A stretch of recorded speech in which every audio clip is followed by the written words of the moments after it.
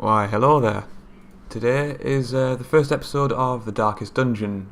My name is Sarcastix, and this is going to be another hopefully fairly long series, the same as The Binding of Isaac will be over time. I've been a little bit busy, mostly through my own fault. I've ended up picking up loads of games and playing a lot of them, like, pretty consistently. I've played a lot of Smite, played some Counter-Strike recently, stuff like that, but yeah, I'm going to try and get a more consistent kind of recording pattern as time goes on, see how that goes. But today is going to be Darkest Dungeon, which is something I've been looking forward to a huge amount since discovering it.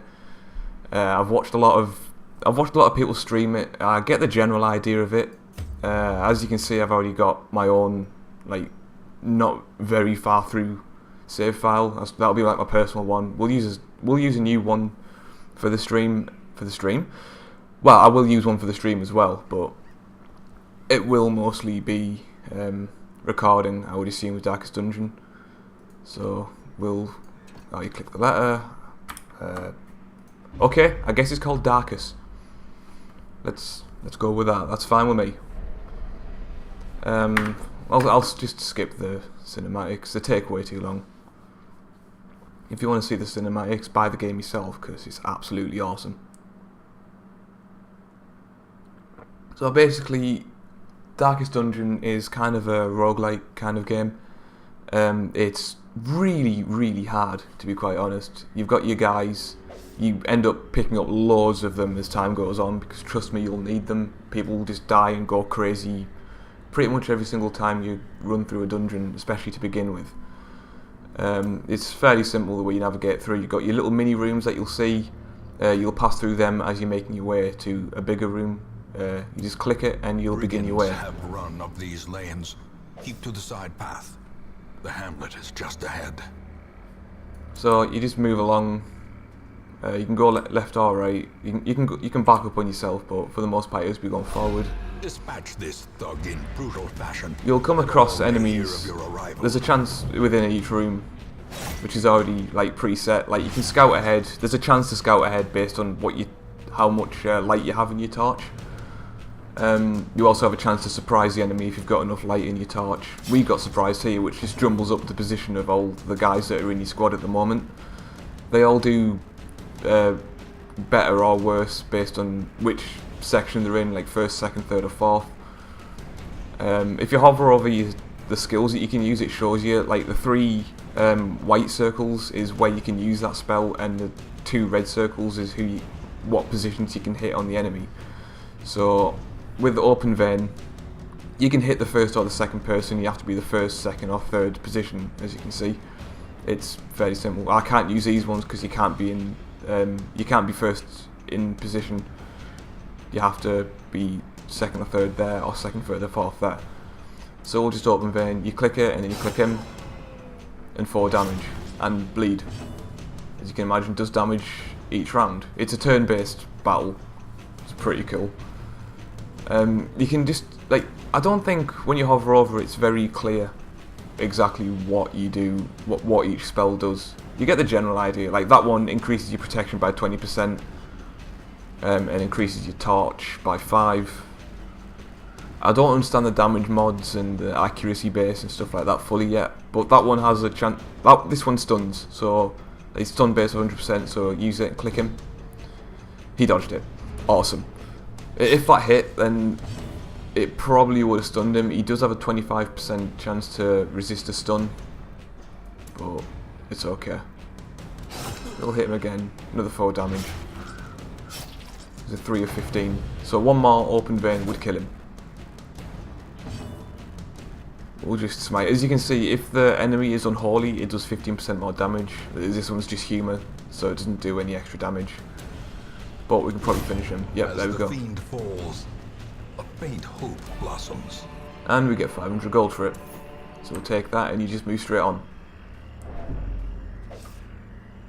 You can come across objects that you can interact with.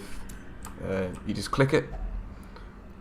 You choose who you want to open it, because some things can increase your stress, which you can see down here. When that reaches 100, basically they'll just go insane. They'll have some sort of new trait. They might be paranoid, or selfish and stuff like that, and it'll affect the rest of your party in different ways. So we'll just get the highwayman to open it. And we were lucky enough to get 150 gold. There is much to be found in forgotten places. You can see your inventory here, you've got food and gold at the moment. This is just a tutorial, so it's not all that important. An ambush. Oh, this guy is a little bit stronger. 35 health. Has returned, and their kind is And he no really longer hurts. welcome. I think if you get hit hard enough, then the guy that gets hit has a chance to like fall back into a further position. But now that he's in second, we can use his ranged attacks. The Grape Shot Blast, it hits both of them. So if I hit it, like he did 5, he dodged it, unfortunately, but that's fine. We dodged right back. So what to use? I think we'll stun the big guy if he doesn't resist it. You see, this game's really unforgiving. Like, you think, oh, 100% stun base, I'm gonna stun him, and then the game just screws you over. It's like, no, we're not gonna let you win this one. I mean, chances are I win this one because it's just a tutorial. It's probably not gonna screw you over as much as the rest of the game does. Even though this guy is on 1 health. I have no heals. Does that hit them both? I think that hits them both. But it should do. Or not. I thought that's what it did if the 2 red dots were linked, but maybe there's just a chance of it happening. I'm not sure. When you hit 0 health, you don't actually die. You're a Death Star. You just basically like lower damage and stuff like that. But every time you get hit while you're on 0 health, there's just a chance of it killing you. But I think the stress increases a hell of a lot faster while they're a Death Star. We'll just make him bleed. Or you can resist it. Typical. So hopefully they just keep hitting my Crusader, because I don't want my Highman to die. We'll just smite, whatever. I still have basically no clue what I'm actually doing in this game. I'm just using spells, hoping that enemies die.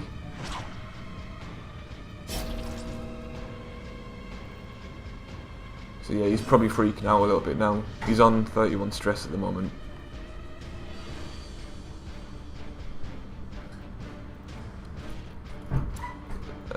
Yeah, we'll just do that again. It doesn't do as much damage as the other things, but I'm sick of both of them being up like full health. We'll just keep hitting the big guy, because the sooner I get rid of him, the better, I think. Yep, that killed him, death blow. So he's gone, it's just my Crusader left now. You also have the option to try and retreat, but I don't think it's a guaranteed success every time. So you can basically end up like missing a turn if you fail and taking even more damage. I think I'll just keep smiting. There we go, he's dead. When you kill someone, it also has a chance to reduce the stress of the person that killed them. So you can try and make people with high amounts of stress get the killing blow on someone, reduce the stress a little bit.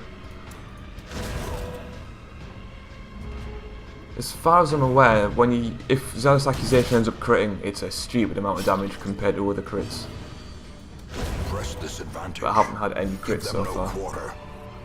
So we've got 300 gold and citrine, which we'll trade in for 250 gold at the end of the dungeon.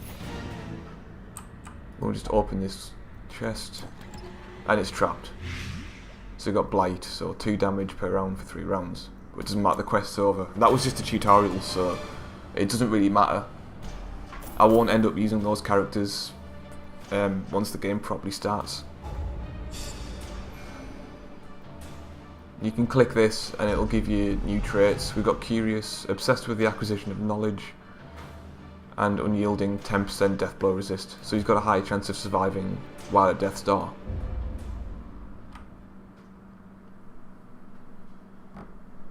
Welcome home, such as it is.